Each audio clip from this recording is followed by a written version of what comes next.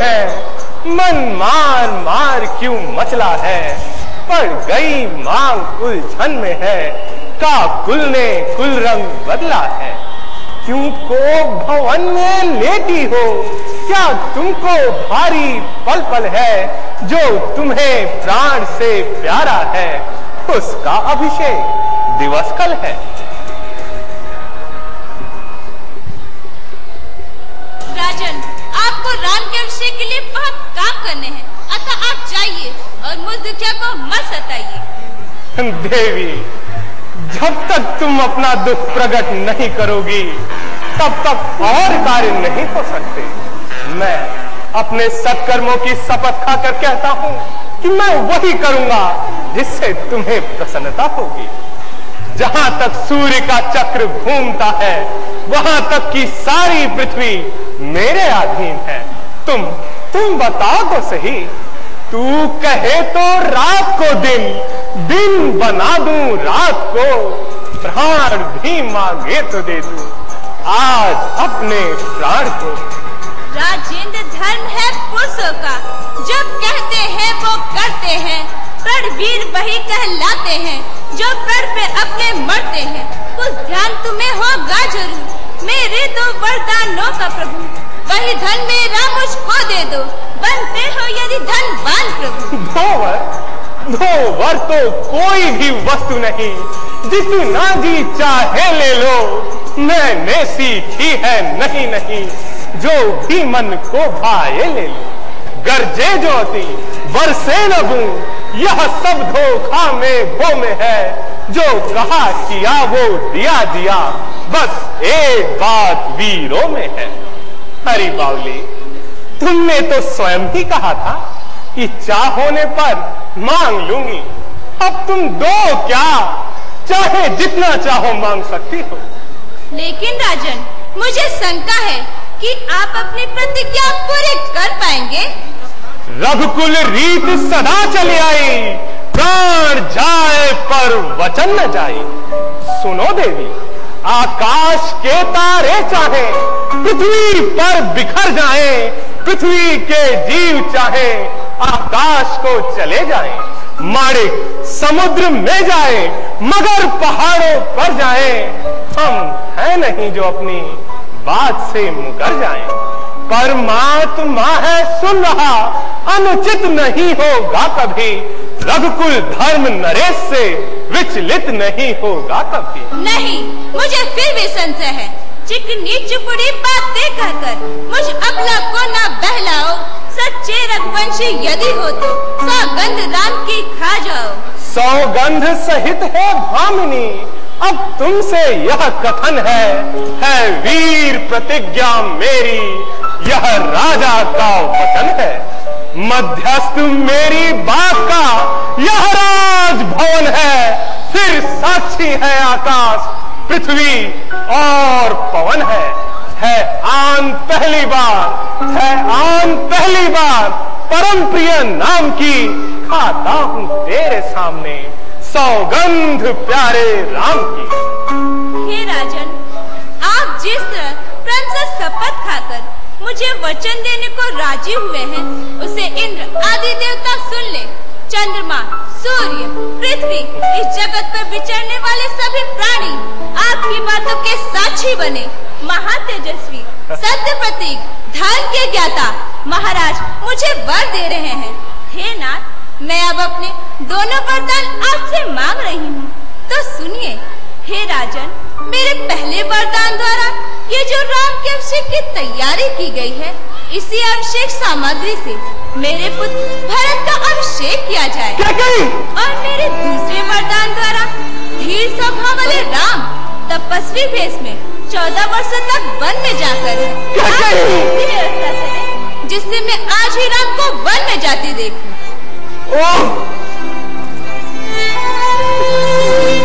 रामचंद्र को जो रास तिलक हो रहा है वह उसे ना हो, और कल से ही 14 वर्षों का वनवास, और भरत को रास तिलक। हे नाथ, आप राजाओं के राजा हैं, अतः दृढ़ प्रतीक बने, उस सत्य के द्वारा अपने कुल तथा करे। तपस्वी पुरुष कहते हैं कि सत्य बोलना सबसे श्रेष्ठ धर्म है। दयाहीन, तू इस कुल का विनाश करने वाली है। अरे पापेन, बता मैंने और राम ने तेरा क्या बिगाड़ा है? अरे दुष्टा, राम तो सदा तेरा ही आदर करता है। तो फिर उसका अनिष्ट करने पर क्यों उतारू हो रही है? राम के गुणों की तो सभी जीव जंतु प्रशंसा करते हैं। फिर मैं किस अपराध के चलते उसे वन में भेज दूं? मालूम होता है मैंने अपने विनाश के लिए ही तुझे अपने घर में लाकर रखा था। मैं नहीं जानता था कि तू राजकन्या के रूप में एक तीखी विष वाली नागिन है। नागिन क्या कही? मैं सुमित्रा तथा कौशल्या को छोड़ सकता हूं, इस राज लक्ष्मी का भी परित्याग कर सकता हूं, परंतु अपने प्राण स्वरूप राम को नहीं छोड़ सकता। दाग रघुकुल में लगे, चाहे प्रतिज्ञा टूट जाए, पर यह न होगा कभी कि राम मुझसे छूट जाए। बस इसी बात पर रघुवंशियों की आन बान अमर है। धर्म पर अटल रहने वाले राजा क्या अपने वचनों को टाल सकते हैं? क्या कही? आखिर तू मेरी अर्धांगिनी है। मुझ पर आए हुए कष्ट को आधा तू सहन कर ले, आधा मैं सह लेता हूं। न रह तुली हुई उन दो सवालों पर जरा तो रहम कर, मेरे इन सफेद बालों पर मांग कर ऐसे कठिन 2 वर अयोध्या नाक से तोड़ती है चूड़ियां तू स्वयं अपने हाथ से। आपने तो धर्म को तिलांजलि ही दे दी। अब धर्म हो या अधर्म, झूठ हो या सच, मैं अपने वचनों में कोई परिवर्तन नहीं कर सकती। मैं कौशल्या को एक दिन भी राजमाता होने का अवसर नहीं दे सकती। यदि राम को इस देश से निकाल देने के अतिरिक्त मुझे किसी बात पर विश्वास नहीं होगा। यदि आप प्रतिज्ञा पूरी करने में असमर्थ हैं, तो मैं इसी समय विष पीकर मर जाऊंगी। ओ नीच बुद्धि वाली नारी, ऊंचे से हमें गिराती है। जो सत्य हमारा जीवन है, उसमें तू हमें डिगाती है। हम सूर्य वंश की चादर में कालिमा नहीं आने देंगे। सुनती हो, सर्वस्व देंगे हम, पर वचन नहीं जाने देंगे। मुझे नहीं मालूम था यह नागिन एक दिन मेरे विनाश का कारण बनेगी।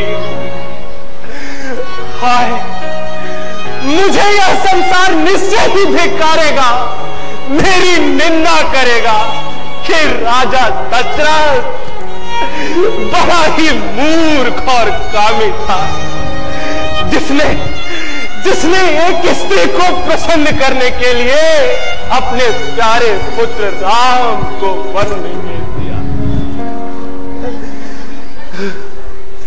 कह कही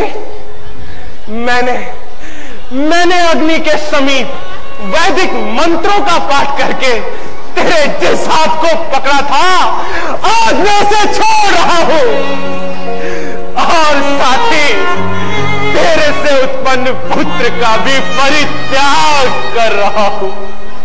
राजन, आप इतने कठोर वचन क्यों बोल रहे हैं? प्रभात होने को आया, आप उठिए और अपने मंत्रियों को बुलाकर अपना बदला हुआ निर्णय सुनाइए। उठिए राजन, उठिए।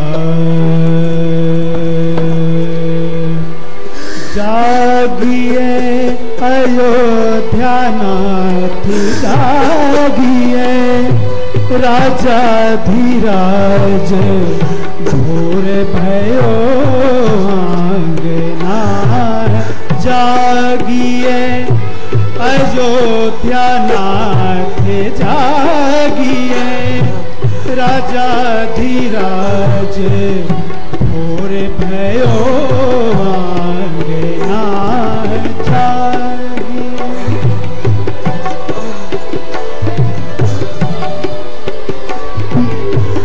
साधु संत नगरवासी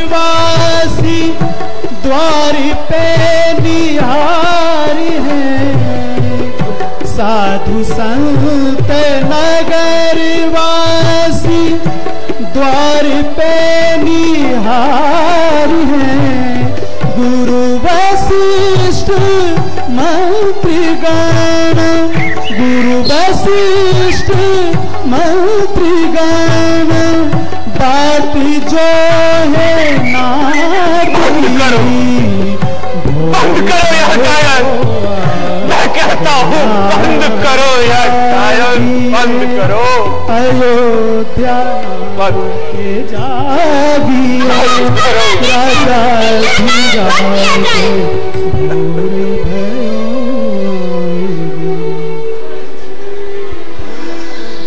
राम राम रटी विकल भुआलो, जिमि पधुर पंख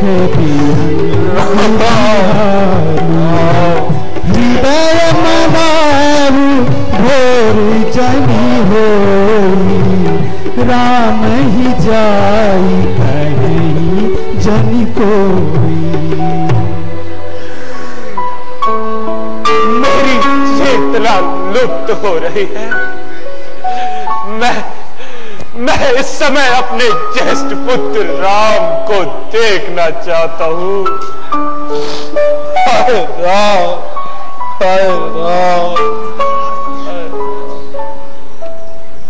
महाराज की जय हो। महाराज,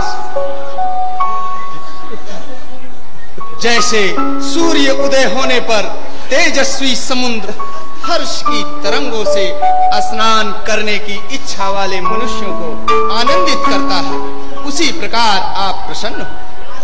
आपने जिसके लिए आदेश दिए थे वह पूर्ण हो गए, अतएव अभिषेक का शेष कार्य आप पूर्ण कीजिए। प्रजागण सभी हाथ जोड़े आपकी राह देख रहे। हे राजेंद्र, गुरुदेव ब्राह्मण द्वार पर खड़े आपकी प्रतीक्षा कर रहे हैं। कौन? सुमंत जी, आप ऐसी बातें सुनाकर मेरे मर्म स्थानों को और अधिक चोट क्यों दे रहे हैं? महाराज, यह आपको क्या हो गया?